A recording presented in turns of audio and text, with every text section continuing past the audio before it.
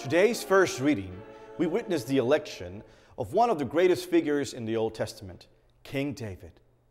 What's interesting about this story is how he was chosen without being judged by his appearance. God didn't have a problem with David looking so young and inexperienced. In a way, this is a testimony of God's blind love for humanity. God doesn't rely on appearances. He's not deceived by secret intentions or way of dressing or social prerogatives or appearances. God lays his eyes and his favor on the smallest one, the one that hasn't even been called or invited to the meeting with the prophet Samuel, and anoints him to be his messenger.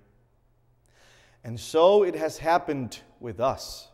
God, without taking into account our frailty, vulnerability, and shortcomings, had called us to be his children.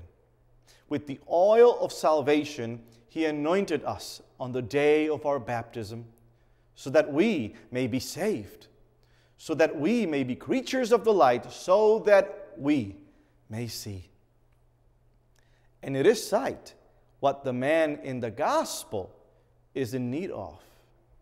Needless to say that in many cases, blindness is one of life's biggest burden. It can turn into a dead-end sense of deprivation, surrounded by shadows and sadness. Jesus is presented with the blind man in the gospel. So what to do with him? Or what seemed more critical, what to do with the others? In an effort to dispel the true blindness of those surrounding the blind man, Jesus dispels the idea that the sin of the parents had to do with the man's disability. Using a mixture based on clay, he rubs it on the man's eyes, and after washing his eyes in the fountain, immediately he can see.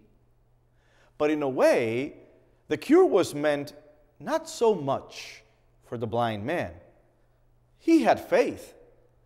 The cure was meant for the neighbors and the Pharisees and those who had no faith, those who suffered from a deeper malady, spiritual blindness. They closed their eyes to the miracle of this man's faith and to the love of God through his Son. They didn't see the light. We have all been blinded at certain moments in our lives. When we hold on to prejudices, like against a person of another race, when we judge those for having a different sexual orientation than ours, we are blind. When we welcome the good-looking, the well-dressed people in the street, and directly, intentionally, reject those who do not dress, smell, or look as good as the above-mentioned, we are blind.